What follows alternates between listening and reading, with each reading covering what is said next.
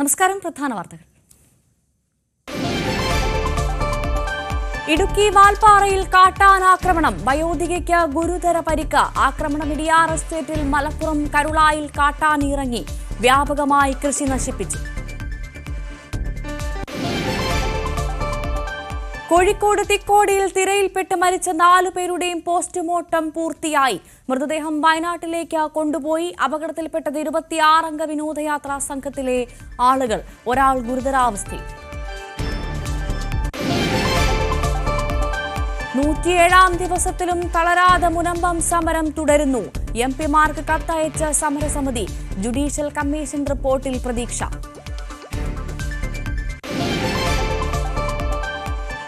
വർഷങ്ങളായുള്ള ആചാരം തിരുത്തി അരുമാനൂർ നായിനാർ ദേവക്ഷേത്രം. പുരുഷന്മാർ ഷർട്ട് ധരിച്ച് ക്ഷേത്രത്തിനകത്ത് പ്രവേശിച്ചു. തീരുമാനം ശിവഗിരി മഠാധിപതിയുടെ ആഹ്വാനം ഉൾക്കൊണ്ട്. കേരളത്തിൽ ഉയർന്ന താപനില മുന്നറിയിപ്പ്. സാധാരണയേക്കാൾ 2 ഡിഗ്രി സെൽഷ്യസ് മുതൽ 3 ഡിഗ്രി സെൽഷ്യസ് വരെ താപനില ഉയരും. പൊതുജനങ്ങൾക്ക് ജാഗ്രതാ നിർദ്ദേശം. വിശദമായി നോക്കാം. വാൽപ്പാറയ്ക്ക് സമീപം കാട്ടാനയുടെ ആക്രമണത്തിൽ വയോധികയ്ക്ക് ഗുരുതര പരിക്ക്. ഇടിയാർ എസ്റ്റേറ്റിൽ വെച്ചായിരുന്നു ആക്രമണം. തേയിലത്തോട്ടത്തിലെ തൊഴിലാളികളുടെ ക്വാർട്ടേഴ്സിലെ താമസക്കാരി അന്നലക്ഷ്മിക്കാണ് പരിക്കേറ്റത്. ഇന്നലെ രാത്രിയായിരുന്നു സംഭവം. റേഷൻ കട തകർത്ത് നിൽക്കുകയായിരുന്നു. ആനയുടെ മുൻപിൽ അന്നലക്ഷ്മി പെട്ടുപോകുകയായിരുന്നു.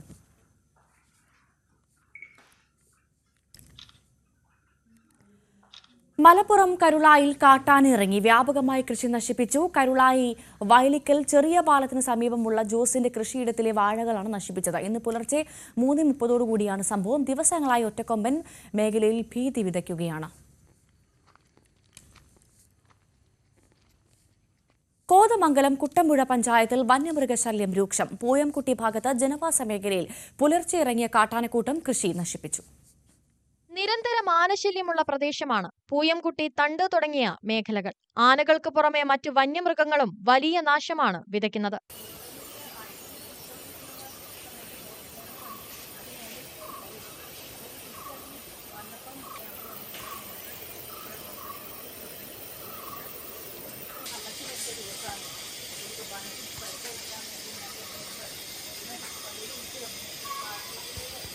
ഫെൻസിംഗ് തകർത്ത് ഇന്ന് വെളുപ്പിനെത്തിയ കാട്ടാനക്കൂട്ടം കാക്കനാട് റോയിയുടെ കൃഷിയിടം നശിപ്പിച്ചു.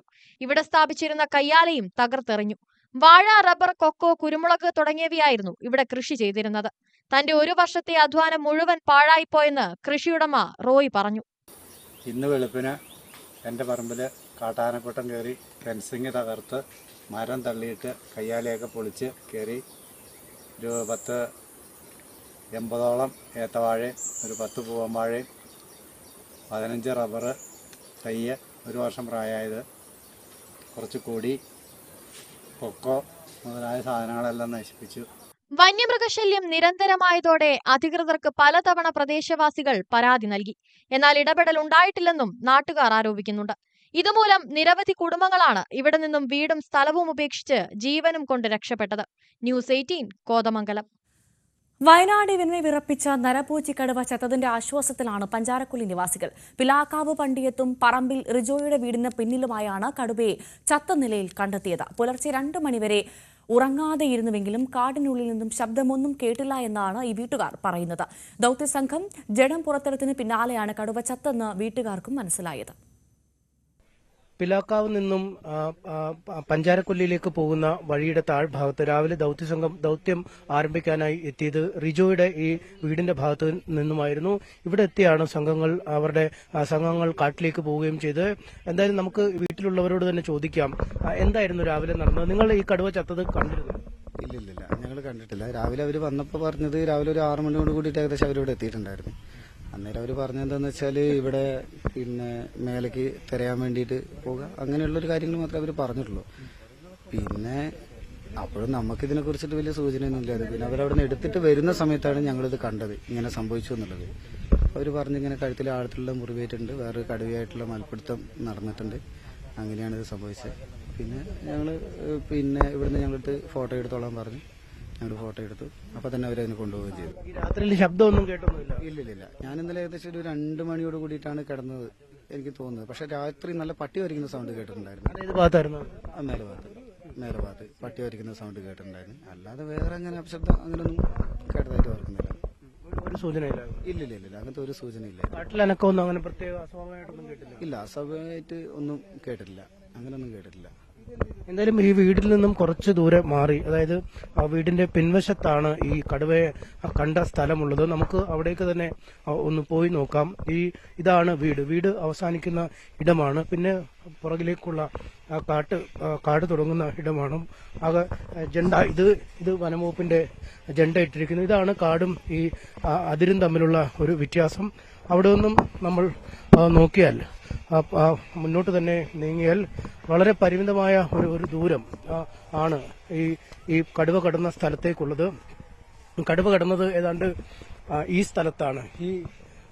നമ്മളിപ്പോൾ നിൽക്കുന്ന ഈ ഭാഗത്താണ് കടുവ ഉണ്ടായിരുന്നത്. ഇവിടെ നിന്നാണ് കടുവയെ പുറത്തേക്ക് കൊണ്ടുപോയതെന്നാണ് നാട്ടുകാർ പറയുന്നത്. നടപടിക്രമങ്ങളൊക്കെ ഇവിടെ വെച്ച് പൂർത്തിയാക്കി ഇവിടെ നിന്നും പുറത്തേക്ക് കൊണ്ടുപോവുകയാണ് ചെയ്തത്. നേരത്തെ നാട്ടുകാർ തന്നെ പറഞ്ഞതനുസരിച്ച് ഇവിടെ ചില പാത തെളിച്ചിട്ടിരിക്കുന്ന പോലെ ഒരു വഴി കാണുന്നുവെന്ന് നാട്ടുകാർ പറയുന്നുണ്ടായിരുന്നു.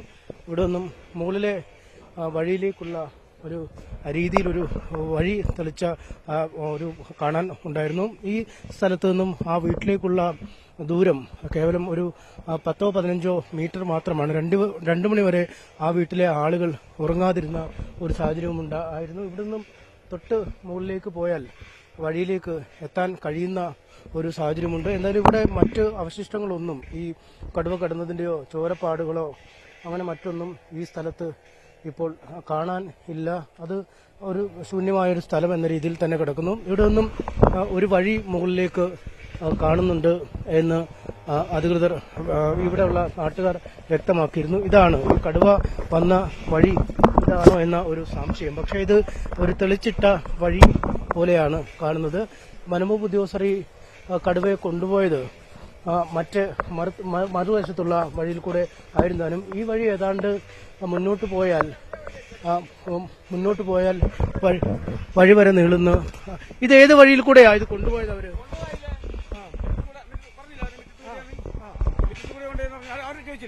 ഈ വഴി അങ്ങോട്ട് പോകുന്ന ഇത് റോഡിൽ കാടിനുള്ള ഇത് സ്ഥിരമായിട്ടുള്ള വഴിയാണോ? ഇല്ല, ഇതിപ്പോ ഇങ്ങനെ ഇറങ്ങിയതാണ് സംഗതി. അത് എങ്ങനെ വന്ന പാതയാവാനാ സാധ്യത? ചെപ്പിന്റെ പുറത്തേക്ക് ഇറങ്ങി നടന്നാണെന്ന് പറഞ്ഞില്ലേ, തെരഞ്ഞു വരാൻ സാധ്യത ഉണ്ടെങ്കിലോ ദിവസം ഇവിടെ നടന്നിരുന്നോ? അറിയില്ല, രാവിലെ അല്ലേ, രാവിലെ ആയിരുന്നു സംഗതി. രാവിലെ ആ വഴി കൂടെയാണ് പോകുന്നത്. ഇതില് എങ്ങനെ ഒന്ന് ഇറങ്ങി, ഇപ്പൊ ഇഷ്ടംപോലെ വഴിയല്ലേ അല്ലേ? അപ്പൊ ഇനി ഇവര് പുറത്ത് തപ്പി ഇറങ്ങിയതാണോ അത് ഇറങ്ങിയാണെന്ന് പറയാൻ പറ്റില്ല. അങ്ങനെ റൗണ്ടായിട്ട് അതും പറയാൻ പറ്റില്ല. കടുവയുടെ പാടുകളൊന്നും അത് കാണുന്നില്ല. അത് അറിയില്ല. അതിന്റെ കടുവപ്പാട് കാണുന്നെങ്കിൽ ഫോറസ്റ്റ് ചെറുക്കുന്ന അറിയില്ല. അവിടെ ചോരയൊന്നും കിടപ്പില്ല. ഇല്ല, ചോരയില്ല. അങ്ങനെ നോക്കി അങ്ങനെ ഇല്ല, ഇല്ല, ഒന്നും കാണുന്നില്ല. മുറിവേറ്റ് വന്നതാണെങ്കിൽ തെരഞ്ഞു പോയി നമുക്ക് കാണുന്നില്ല. നിങ്ങൾ അത് തെരഞ്ഞു നോക്കി? ഇവിടെ അവിടെ വരെ പോയി, അവിടെ വരെ പോയി നോക്കി. അവിടെ വരെ പോയിട്ട് ഇല്ല, ചോരയില്ല, ചോരപ്പാടില്ല, കാണുന്നില്ല. എന്തായാലും അത് എങ്ങനെ എത്തിയെന്നുള്ളതാണ് അല്ലേ? ഈ കാൽപ്പാടും കാണുന്നില്ല. കാൽപ്പാട് അത്ര കട്ടിക്കാണ്. ഇത് കാൽപ്പാടാ? ഇതാണോ? അല്ലല്ലോ, അത് കാൽപ്പാടല്ല. അല്ലല്ലേ? മറ്റ് കാൽപ്പാടുകളും രക്തക്കറകളും ഒന്നും എങ്ങും കാണുന്നില്ല. ഇല്ല, കാണുന്നില്ല. എന്തായാലും നാട്ടുകാർക്കൊരു കൗതുകമാണ് ഇക്കാര്യം. കാരണം അവരുടെ വീടിന്റെ തൊട്ടടുത്ത് വെച്ചാണ് നരഭോജിയായ ഈ കടുവയെ കണ്ടെത്തിയത്. അതുകൊണ്ട് തന്നെയാണ് അവർ ഈ കാട്ടിൽ ഈ തെളിച്ചിരിക്കുന്ന താൽക്കാലിക വഴിയും മറ്റു ചോരപ്പാടുകൾ എന്തെങ്കിലും ഉണ്ടോ? കാരണം മുറിവ് പറ്റിയ കടുവയാണെങ്കിൽ ശരീരത്തിൽ നിന്നും മുറിവ് കിനിയുന്നുണ്ടെങ്കിൽ ആ ചോരപ്പാടുകൾ എവിടെയെങ്കിലും കാണാം. പക്ഷേ കടുവയുടെ കാൽപ്പാടുകളും എവിടെയെങ്കിലും കാണാമെന്നൊക്കെ പ്രതീക്ഷിച്ചു. പക്ഷെ അതൊന്നും അവരുടെ തെരച്ചിലിൽ കണ്ടെത്താൻ കഴിയുന്നില്ല. എന്തായാലും ഒരു വലിയ ആശ്വാസം അവർക്കുള്ളത് ഈ കടുവ കൊല്ലപ്പെട്ടിരിക്കുന്നു എന്നതാണ്. ആ കടുവയുടെ ശല്യം ഇനി നാട്ടുകാർക്ക് സഹിക്കേണ്ടതില്ല എന്നൊരു ആശ്വാസം തന്നെയാണ് അവർക്ക് ഉള്ളത്. എന്തായാലും ആ ഒരു ആശ്വാസത്തിലാണ് ആ നാട്ടുകാരും ഈ വനപാലകരും ഒക്കെ ഉള്ളത്. ആ ഒരു കാര്യത്തിലാണ് അവർ ഉള്ളത്. ആ സ്ഥലത്തു നിന്നുള്ള ഒരു വിവരങ്ങളാണ് നമ്മൾ നൽകിയത്. ഒരു കാൽപ്പാട് ആണ്, കടുവയുടെ ഒരു കാൽപ്പാടാണ് എന്നൊരു സംശയമാണ് ആ ചേട്ടൻ പ്രകടിപ്പിക്കുന്നത്. എന്തായാലും ആ കടുവയെ പിടികൂടാൻ കഴിഞ്ഞു. അതിന്റെ ഒരു ആശ്വാസത്തിലാണ് നാട്ടുകാരുള്ളത്. സമീപവാസികളായിട്ട് പോലും അവർക്കിങ്ങനെ ഒരു ദൌത്യത്തെക്കുറിച്ചോ അല്ലെങ്കിൽ ഈ കടുവ ഈ രാത്രിയിൽ ഇന്നലെ ഇവിടെ ഉണ്ടായിരുന്നതിനെ കുറിച്ചോ യാതൊരു വിവരം ലഭിച്ചിരുന്നില്ലെന്നും അവർ പറയുന്നു. കോഴിക്കോട് തിക്കോടിയിൽ കടലിൽ കുളിക്കാനിറങ്ങി തിരയിൽപ്പെട്ട് മരിച്ച 4 പേരുടെയും പോസ്റ്റ്മോർട്ടം നടപടികൾ പൂർത്തിയായി. മൃതദേഹം വയനാട്ടിലേക്ക് കൊണ്ടുപോയി. കൽപ്പറ്റ സ്വദേശികളായ അനീസ, വാണി, ബിനീഷ്, ഫൈസൽ എന്നിവരാണ് മരിച്ചത്. ഗുരുതരാവസ്ഥയിൽ ഒരാൾ ചികിത്സയിലാണ്. 26 അംഗ വിനോദയാത്രാ സംഘത്തിൽ ഉൾപ്പെട്ടവരാണ് അപകടത്തിൽപ്പെട്ടത്. MS അനീഷ് കുമാർ ചേരുന്നു കൂടുതൽ വിവരങ്ങളുമായി. അനീഷ, ഈ പോസ്റ്റ്മോർട്ടം ഒക്കെ പൂർത്തിയാക്കി മൃതദേഹം നാട്ടിലേക്ക് കൊണ്ടുപോയല്ലേ? സംസ്കാര ചടങ്ങുകളൊക്കെ എപ്പോഴാണ്? അതോടൊപ്പം തന്നെ അറിയേണ്ടത്, ഒരാളുടെ നില അതീവ ഗുരുതരമായി തുടരുന്നത് മനസ്സിലാക്കുന്ന അദ്ദേഹത്തിന്റെ ആരോഗ്യനില എങ്ങനെയുണ്ട്? കോഴിക്കോട് മെഡിക്കൽ കോളേജിലാണ് പോസ്റ്റ്മോർട്ടം നടപടികൾ പൂർത്തിയായത്. ഇന്നലെ വൈകുന്നേരം തന്നെ കൊയിലാണ്ടിയിൽ നിന്നും മൃതദേഹങ്ങൾ കോഴിക്കോട് മെഡിക്കൽ കോളേജ് ആശുപത്രിയിലേക്ക് എത്തിച്ചിരുന്നു. രാവിലെ തന്നെ പോസ്റ്റ്മോർട്ടം നടപടികൾ ആരംഭിക്കുകയും 11 പോസ്റ്റ്മോർട്ടം പൂർത്തിയാവുകയും ചെയ്തു. കൽപ്പറ്റ സ്വദേശികളായ ബിനീഷ്, വാണി, അനീസ, ഫൈസൽ എന്നിവരുടെ പോസ്റ്റ്മോർട്ടം നടപടികളാണ് പൂർത്തിയായത്. 3 പേരുടെ സംസ്കാര ചടങ്ങുകൾ ഇന്ന് തന്നെ നടക്കും. ബിനീഷിന്റെ ഭാര്യ വിദേശത്തായതിനാൽ സംസ്കാരം നാളെയാണ് നടക്കുക. അദ്ദേഹം CPM-ന്റെ നോർത്ത് ലോക്കൽ കമ്മിറ്റി അംഗമാണ്. അദ്ദേഹത്തിന്റെ മൃതദേഹം പാർട്ടി ഏരിയ കമ്മിറ്റി ഓഫീസിൽ പൊതുദർശനത്തിന് വെക്കുന്നുമുണ്ട്. ഇന്നലെയാണ് നാടിനെ നടുക്കിയ ദുരന്തം ഉണ്ടായത്. കൽപ്പറ്റയുടെ ഒരു ജിമ്മിൽ ട്രെയിനിങ്ങിനുണ്ടായിരുന്ന ഇവർ പലയിടങ്ങൾ സന്ദർശിച്ച ശേഷമാണ് കൊയിലാണ്ടിയിൽ എത്തുകയും അവിടെ നിന്നും ഈ തിക്കോടി ബീച്ചിലേക്ക് പോവുകയും ചെയ്ത്. ഡ്രൈവിംഗ് ബീച്ചാണ് തിക്കോടി. അവിടെ വെച്ച് കടലിൽ കുളിക്കാൻ ഇറങ്ങുന്നതിന്റെ അപകടത്തിൽപ്പെടുകയും 5 പേരാണ് കുളിക്കാനിറങ്ങിയത്. അതിൽ 4 പേർ മരിക്കുകയുമായിരുന്നു. ഒരാളെ രക്ഷപ്പെടുത്തി. ഇപ്പോൾ ആരോഗ്യനില ഗുരുതരമായി തന്നെ തുടരുന്നു എന്നാണ് ആശുപത്രിയിൽ നമുക്ക് നൽകാൻ കഴിയുന്ന വിവരം. അല്പസമയത്തിനകം ഈ സംസ്കാര ചടങ്ങുകൾ ആരംഭിക്കും. MS അനീഷ് കുമാറാണ് വിവരങ്ങൾ നൽകിയത്. കോഴിക്കോട് കൊയിലാണ്ടി വിരുന്നുകണ്ടി ബീച്ചിൽ സ്ത്രീയുടെ മൃതദേഹം കണ്ടെത്തി. ചെറിയമങ്ങാട് സ്വദേശിനി അജിതയാണ് മരിച്ചത്. ഇന്ന് രാവിലെ മത്സ്യത്തൊഴിലാളികളാണ് മൃതദേഹം കണ്ടത്. തിരുവനന്തപുരത്ത് മൈനാടിക്കടവ് പാലത്തിന് സമീപം റെയിൽവേ ട്രാക്കിൽ മൃതദേഹം കണ്ടെത്തി. കരമന സ്വദേശി ബ്രിജു ആണ് മരിച്ചത്. ഇയാളെ ഇന്നലെ രാത്രി മുതൽ കാണാനില്ലായിരുന്നു. വിദേശത്തായിരുന്ന ബ്രിജു നാട്ടിൽ തിരിച്ചെത്തി കൂലിപ്പണി ചെയ്ത് വരികയായിരുന്നു. സാമ്പത്തിക ബുദ്ധിമുട്ടും കുടുംബ പ്രശ്നങ്ങളും ഉണ്ടായിരുന്നു. ആത്മഹത്യയെന്നാണ് പ്രാഥമിക നിഗമനം. കോഴിക്കോട് നാദാപുരം കല്ലാച്ചിയിൽ ഇതര സംസ്ഥാനക്കാർ തമ്മിൽ സംഘർഷം. ബംഗാൾ സ്വദേശികളാണ് ടൗണിൽ തമ്മിൽ തല്ലിയത്. 5 പുരുഷന്മാരും ഒരു സ്ത്രീയും ഉൾപ്പെടെയുള്ള സംഘമാണ് തമ്മിൽ തല്ലിയത്. മൊബൈൽ ഫോൺ മോഷണം പോയതുമായി ബന്ധപ്പെട്ട തർക്കമാണ് കയ്യാങ്കളിലെത്തിയത്. കച്ചവടക്കാരും നാട്ടുകാരും ഇടപെട്ടാണ് സംഘർഷം ഒഴിവാക്കിയത്.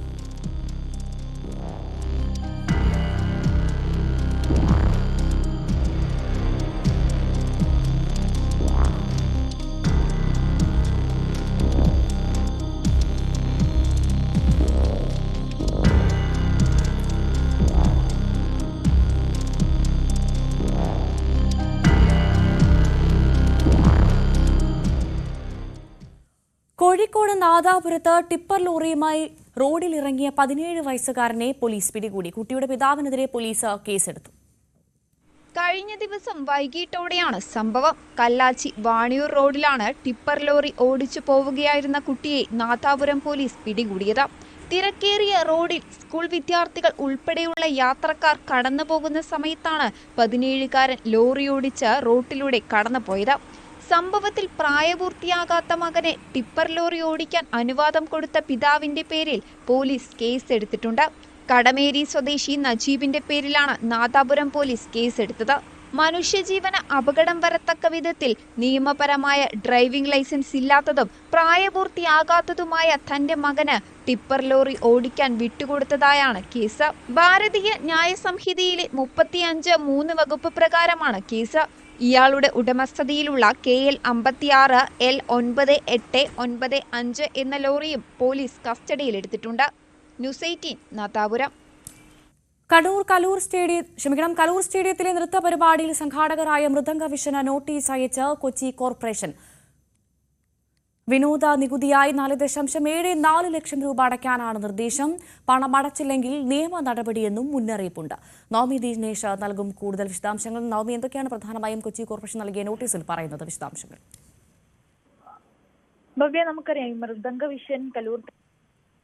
പരിപാടിയും പിന്നീട് ഉമാ തോമസിന്റെ വീഴ്ച അടക്കമുള്ള വലിയ വിവാദങ്ങളിലേക്ക് കടക്കുമ്പോഴാണ് ഇപ്പോൾ കൊച്ചി കോർപ്പറേഷൻ മൃദംഗ വിഷന് നോട്ടീസ് അയച്ചിരിക്കുന്നത്. ഇതിൽ നികുതി അടയ്ക്കാനാണ് ആവശ്യപ്പെട്ടിരിക്കുന്നത്. അനുമതിയില്ലാതെ, അതായത് കോർപ്പറേഷന്റെ പോലും അനുമതിയില്ലാതെ സ്റ്റേജിൽ ചില അറ്റകുറ്റപ്പണികൾ നടത്തി. അതിൽ തന്നെ വലിയ വീഴ്ചയുണ്ടായി. അതോടൊപ്പം ബുക്ക് മൈ ഷോ വഴി ഉള്ള ഒരു ടിക്കറ്റിങ്ങും ഈ മൃദംഗ വിഷൻ നടത്തിയിരുന്നു. അത്തരത്തിൽ ബുക്ക് മൈ ഷോ വഴി ടിക്കറ്റുകൾ വിൽക്കണമെങ്കിൽ ആദ്യം തന്നെ കോർപ്പറേഷന് നികുതി അടയ്ക്കണമെന്നൊരു ഉത്തരവുണ്ട്. ആ ഉത്തരവ് പോലും പാലിക്കാതെയാണ് ഇത്തരത്തിലൊരു നടപടികളിലേക്ക് മൃദംഗ വിഷൻ കടന്നത്. ഇതിനെ തുടർന്നാണ് ഇപ്പോൾ നോട്ടീസ് അയച്ചിരിക്കുന്നത്. ഈ നികുതി അടച്ചില്ല എന്നുണ്ടെങ്കിൽ നിയമ നടപടിയുമായി മുന്നോട്ട് പോകാനാണ് കോർപ്പറേഷൻ തീരുമാനിച്ചിരിക്കുന്നത് എന്നുകൂടി കത്തിൽ പറയുന്നുണ്ട്. നവമി ദിനേശാണ് വിവരങ്ങൾ നൽകിയത്. മുനമ്പം ജനത നടത്തുന്ന സമരം 107 ദിവസം പിന്നിട്ടു. സർക്കാർ നിയോഗിച്ച ജുഡീഷ്യൽ കമ്മീഷൻ റിപ്പോർട്ട് പ്രതീക്ഷയോടെ കാത്തിരിക്കുകയാണ് സമരസമിതി. അതേസമയം 1995 വഖഫ് നിയമം ഭേദഗതി ചെയ്ത് അവകാശങ്ങൾ ഉറപ്പുവരുത്തണമെന്നാവശ്യപ്പെട്ട മുനമ്പം ജനത എംപിമാർക്ക് കത്തയച്ചു. ഇന്ത്യൻ പ്രസിഡന്റിനും പ്രധാനമന്ത്രിക്കും ഏതാനും ചില കേന്ദ്രമന്ത്രിമാർക്കും ഇന്ത്യയിലെ വിവിധ രാഷ്ട്രീയ പാർട്ടികളുടെ തലവന്മാർക്കും ഇംഗ്ലീഷ് ഭാഷയിലും കേരളത്തിൽ നിന്നുള്ള എല്ലാ എംപിമാർക്കും മലയാളം ഭാഷയിലും മുനമ്പം ജനത ഒരു കത്തെഴുതി റിപ്പബ്ലിക് ദിനത്തിൽ പോസ്റ്റ് ഓഫീസ് മാർച്ച് നടത്തി പോസ്റ്റ് ബോക്സിൽ നിക്ഷേപിച്ചിരിക്കുകയാണ്. വഖഫ് ബോർഡ് അതിനാധാരമായി ഉപയോഗിച്ചിട്ടുള്ളത് വഖഫ് നിയമത്തെയാണ്. മുനമ്പം വിഷയത്തിനും വഖഫ് നിയമത്തിനും തമ്മിൽ ബന്ധമില്ല എന്ന പച്ചക്കള്ളം പരത്താൻ UDF നിരന്തരം ശ്രമിച്ചിട്ടുണ്ട്. അതിനോട് ചേർന്ന് നിന്നുകൊണ്ടാണ് നിയമസഭയിൽ 140 MLA ചേർന്ന് വഖഫ് നിയമ ഭേദഗതി ആവശ്യമില്ല എന്ന പ്രമേയം പാസാക്കിയത്. കോഴിക്കോട് വടകര പേരാമ്പ്ര റൂട്ടിൽ സ്വകാര്യ ബസ് സമരം യാത്രക്കാരെ വലച്ചു. സമാന്തര സർവീസിനെതിരെ BMS യൂണിയനാണ് സമരത്തിന് ആഹ്വാനം ചെയ്തത്. വടകര ചാനിയം കടവ് പേരാമ്പ്ര റൂട്ടിൽ സമരം പൂർണ്ണമാണ്. വടകര പയ്യോളി പേരാമ്പ്ര റൂട്ടിലും സമരം സ്വകാര്യ ബസ് ഗതാഗതത്തെ ബാധിച്ചിട്ടുണ്ട്. ബ്യൂട്ടി പാർലർ ഉടമയായ ഷീല സണ്ണിക്കെതിരായ വ്യാജ മയക്കുമരുന്ന് കേസിൽ പ്രതി MN നാരായണദാസിന്റെ മുൻകൂർ ജാമ്യാപേക്ഷ ഹൈക്കോടതി തള്ളി. 7 ദിവസത്തിനകം അന്വേഷണ ഉദ്യോഗസ്ഥന് മുന്നിൽ കീഴടങ്ങാൻ ഹൈക്കോടതിയുടെ നിർദ്ദേശം ഉണ്ട്. 3 മാസത്തിനകം കേസ് അന്വേഷണം പൂർത്തിയാക്കണമെന്ന് എക്സൈസിന് നിർദ്ദേശവും നൽകി. 4 മാസത്തിനകം വിചാരണ പൂർത്തിയാക്കണമെന്നാണ് കോടതിയുടെ നിർദ്ദേശം. കൊടകര കുഴൽപ്പണ കേസിൽ അന്വേഷണം പൂർത്തിയായതായി എൻഫോഴ്സ്മെന്റ് ഡയറക്ടറേറ്റ് ഹൈക്കോടതിയിൽ 4 ആഴ്ചയ്ക്കകം കുറ്റപത്രം നൽകുമെന്നും ED ഹൈക്കോടതിയിൽ വ്യക്തമാക്കി. സ്ത്രീ ശാക്തീകരണത്തിന് പുത്തൻ മാതൃകയാണ് സുജ എന്ന വീട്ടമ്മ. ഹെവി വാഹനമായ ടാങ്കറിന്റെ ഡ്രൈവറാണ് കാട്ടാക്കട മലയം സ്വദേശിനി സുജയ. ഡ്രൈവറാകണമെന്ന് അതിയായ ആഗ്രഹമാണ് സുജയുടെ ഇഷ്ടജോലിയിലേക്ക് അവരെ എത്തിച്ചത്. ഒരു വനിത ടാങ്കർ ലോറി നിരത്തിൽ ഓടിച്ചു പോകുന്നത് അപൂർവ കാഴ്ചകളിലൊന്നാണ്. കാട്ടാക്കട മലയം ചൂഴാറ്റുപേട്ട അജിൻ നിവാസിൽ സുജയാണ് ഹെവി ടാങ്കർ വാഹനമായ ഐഷറിലെത്തി പെട്രോൾ പമ്പിൽ ഇന്ധനം നൽകുന്നത്. കുഞ്ഞുനാൾ മുതൽ വലിയ വാഹനം ഓടിക്കണമെന്ന താല്പര്യം ഈ വീട്ടമ്മയിലുണ്ടായിരുന്നു. ലോറി ഡ്രൈവറായി പലയിടങ്ങളിലായി പോകുമ്പോഴും ഒരു ദുരനുഭവം പോലും ഉണ്ടായിട്ടില്ല. മറിച്ച് നല്ല രീതിയിലുള്ള അംഗീകാരമാണ് കിട്ടുന്നത് എന്നും സുജ പറയുന്നു.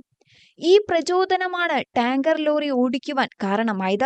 മറ്റു വാഹനങ്ങൾ ഓടിക്കുവാൻ ഹെവി ലൈസൻസ് മതിയെങ്കിലും ടാങ്കർ ലോറി ഓടിക്കുവാൻ ഹസാലാസിന്റെ ലൈസൻസ് വേണം. അങ്ങനെ 1 വർഷം മുൻപ് ഹസാലാസിന്റെ ലൈസൻസ് എടുത്തുവെങ്കിലും 1 മാസം മുൻപാണ് കാട്ടാക്കടയിലെ സ്വകാര്യ പമ്പിൽ ഡ്രൈവറായി ജോലി കിട്ടിയത്. ഞാന് ടാക്സിയാണ്, കാറായിരുന്നു. ടാക്സി ആയിരുന്നു 4 വർഷം. പിന്നെ 11 വർഷം KSRTC കണ്ടക്ടർ ആയിരുന്നു. അത് കഴിഞ്ഞിട്ടാണ് ലോറി ഫീൽഡിലേക്ക് വരുന്നത്. കേരള തമിഴ്നാട് ലോറി ഓടിച്ചുകൊണ്ടിരുന്നു. പിന്നെ 2022 ഞാൻ സ്കൂൾ ബസ്സിലേക്ക് കയറിയത്. അവിടെ സ്കൂൾ ബസ് ഡ്രൈവറായിട്ടും ടീച്ചറായിട്ടും വർക്ക് ചെയ്യാറുണ്ട്.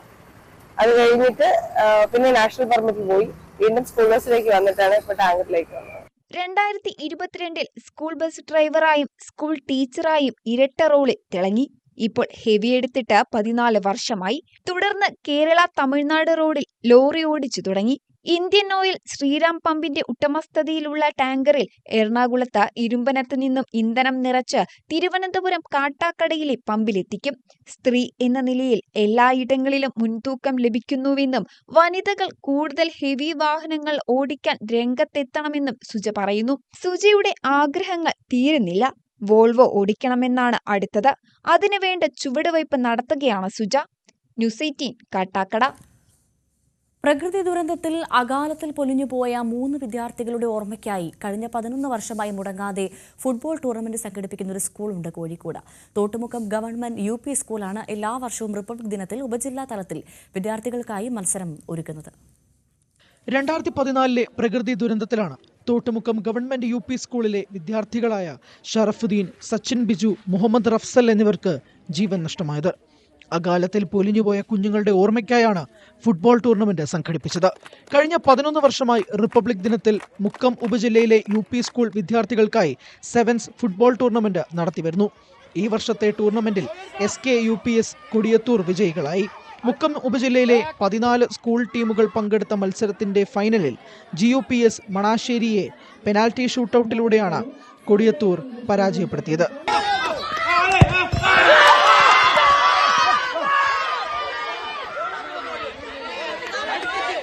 സീസൺ 11 ഉദ്ഘാടനം മുൻ Santhosh trophy captain Jaseer കാരണത്ത് kick off ചെയ്തു.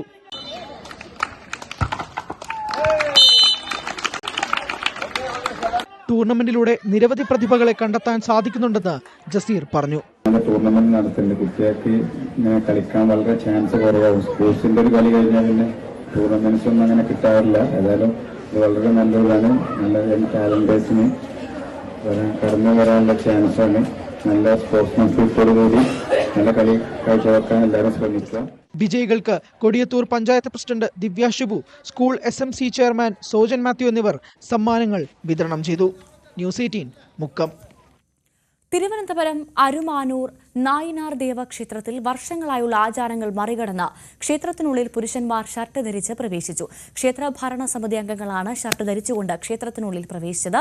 ശിവഗിരി മഠാധിപതി സ്വാമി സച്ചിദാനന്ദയുടെ ആഹ്വാനം ഉൾക്കൊണ്ടാണ് തീരുമാനമെന്ന് ക്ഷേത്ര ഭാരവാഹികൾ പറയുന്നു. ഇനി മുതൽ നയനാർ ദേവക്ഷേത്രത്തിൽ പുരുഷന്മാർക്ക് ഷർട്ട് ധരിച്ചും പ്രവേശിക്കാം. ക്ഷേത്രത്തിന്റെ 91ാമത് വാർഷികോത്സവത്തിന്റെ കൊടിയേറ്റത്തോടനുബന്ധിച്ചാണ് ക്ഷേത്ര കമ്മിറ്റിയുടെ തീരുമാനം. തീരുമാനത്തെ തുടർന്ന് ക്ഷേത്ര ഭാരവാഹികളും ഭക്തരും ഷർട്ട് ധരിച്ച് ക്ഷേത്രത്തിനകത്ത് പ്രവേശിക്കുകയും ചെയ്തു. ഭക്തർക്ക് ഇഷ്ടമുള്ള തരത്തിൽ വസ്ത്രം ധരിച്ച് ക്ഷേത്രത്തിൽ പ്രവേശിക്കാമെന്ന വിപ്ലവകരമായ തീരുമാനത്തിന്റെ ഭാഗമായാണ് നടപടിയെന്നാണ് ഭരണസമിതി അംഗങ്ങൾ പറയുന്നത്. അതേസമയം ചില ഭക്തർ വിഷയത്തിൽ പ്രതിഷേധിച്ചുകൊണ്ട് സമൂഹമാധ്യമങ്ങളിൽ ഉൾപ്പെടെ രംഗത്തെത്തിയിട്ടുണ്ട്. മുഖ്യമന്ത്രി പിണറായി വിജയൻ ശിവഗിരി സമ്മേളനത്തിൽ ക്ഷേത്രങ്ങളിൽ ഉടുപ്പൂരി ദർശനം നടത്തണമെന്ന വ്യവസ്ഥയുണ്ടെന്നും മറ്റുള്ളവയെ പോലെ ഇത് കാലാന്തരങ്ങളിൽ മാറുമെന്നും പറഞ്ഞിരുന്നു. മുഖ്യമന്ത്രിയുടെ പ്രസ്താവന വലിയ വിവാദങ്ങൾക്കാണ് ഇടയാക്കിയത്. ഇതിനു പിന്നാലെ ക്ഷേത്രങ്ങളിൽ ഷർട്ട് ധരിച്ച് കയറാൻ പാടില്ലെന്ന വ്യവസ്ഥ ഒഴിവാക്കണമെന്ന് സ്വാമി സച്ചിദാനന്ദയും പ്രതികരിച്ചിരുന്നു. ന്യൂസ് 18 നെയ്യാറ്റിൻകര. കേരളത്തിൽ ഒറ്റപ്പെട്ടയിടങ്ങളിൽ ഉയർന്ന താപനില മുന്നറിയിപ്പ്. സാധാരണയേക്കാൾ 2 ഡിഗ്രി സെൽഷ്യസ് മുതൽ 3 ഡിഗ്രി സെൽഷ്യസ് വരെ താപനില ഉയരാൻ സാധ്യതയെന്നാണ് കാലാവസ്ഥാ വകുപ്പിന്റെ മുന്നറിയിപ്പുള്ളത്. ഉയർന്ന ചൂടിന്റെ പശ്ചാത്തലത്തിൽ പൊതുജനങ്ങൾ ജാഗ്രത പാലിക്കണമെന്നാണ് നിർദ്ദേശം. ഇടുക്കിയുടെ ഭൂപ്രശ്നങ്ങൾ പരിഹരിക്കപ്പെട്ടു കഴിഞ്ഞു എന്ന് CPM കേന്ദ്ര കമ്മിറ്റി അംഗം EP ജയരാജൻ. ഭൂപരിഷ്കരണ നിയമം നടപ്പാക്കിയതിലൂടെ സർക്കാർ ശക്തമായ തീരുമാനമെടുത്തു. CPM ഇടുക്കി ജില്ലാ കമ്മിറ്റിയുടെ നേതൃത്വത്തിൽ ഭൂപരിഷ്കരണ നിയമവും നിയമപ്രശ്നങ്ങളും എന്ന വിഷയത്തിൽ സംഘടിപ്പിച്ച സെമിനാർ അതിൽ സംസാരിക്കുകയായിരുന്നു ജയരാജൻ. 2023 സെപ്റ്റംബർ മാസം കേരള നിയമസഭ ഐക്യകണ്ഠേന ഒരു പ്രമേയം പാസാക്കി. ഐക്യകണ്ഠേന പാസാക്കിയ പ്രമേയം ഇന്നത്തെ ഈ ഇടുക്കിയിൽ കാർഷിക മേഖലയിൽ ഭൂമിയിൽ കൃഷിക്കാർ നേരിടുന്ന കൈവശ കൃഷിക്കാർ നേരിടുന്ന പ്രശ്നം, പട്ടയമുണ്ട് പക്ഷേ അവർക്ക് അധികാരമില്ലാത്ത ഭൂമിയാണ്. ആ ഭൂമിയിൽ അവർക്ക് ഒരു തരത്തിലുള്ള നിയന്ത്രണങ്ങളുമില്ലാതെ, ഒരു തരത്തിലുള്ള പരിധികൾ നിർണയിക്കപ്പെടാതെ മറ്റ് ഭൂപ്രദേശങ്ങളിലേതുപോലെ അധികാരം ലഭ്യമാക്കണമെന്നുള്ളതാണ്. ആ നിയമമാണ് 23 സെപ്റ്റംബറിൽ പാസാക്കിയിട്ടുള്ളത്. 21-ലധികം ഭേദഗതികൾ വരുത്തി അത് കെട്ടുപിണഞ്ഞ് കിടക്കുകയായിരുന്നു. അതൊക്കെ മാറ്റി പൂർണ്ണ അവകാശം, കൈവശാവകാശം, പൂർണ്ണ അധികാരം കൃഷിക്കാർക്ക് ലഭ്യമാക്കുന്ന, കൈവശക്കാർക്ക് ലഭ്യമാക്കുന്ന നിയമം ഇവിടെ പാസാക്കി കഴിഞ്ഞു. തൃശൂർ ചാവക്കാട് മണത്തല ചന്ദനക്കുടം നേർച്ച ഇന്നും നാളെയുമായി ആഘോഷിക്കും. 40-ലധികം കാഴ്ചകൾ നാടിന്റെ വിവിധ ഭാഗങ്ങളിൽ നിന്നായി പള്ളി അങ്കണത്തിലെത്തും. നേർച്ചയുടെ പ്രധാന ദിവസമായ നാളെ രാവിലെ 8-ന് താബൂത്ത് കാഴ്ച ചാവക്കാട് ടൗണിലെ പള്ളിയിൽ നിന്ന് പുറപ്പെടും. ഹൈദ്രോസ് കുട്ടി മൂപ്പരെ രാജകീയ ബഹുമതികളോടെ കബറടക്കിയതിന്റെ ഓർമ്മ പുതുക്കുന്നതാണ് താബൂത്ത് കാഴ്ച.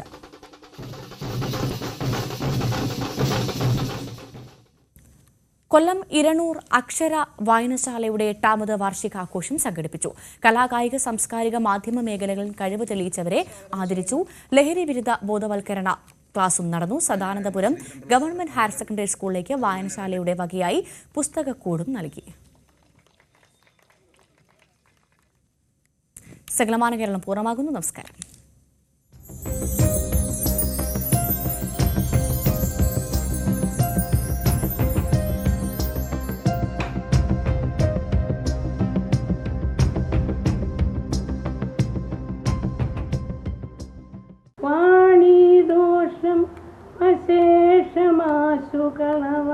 വളരെ ഹ്യൂമറസ് ആയിരുന്നു.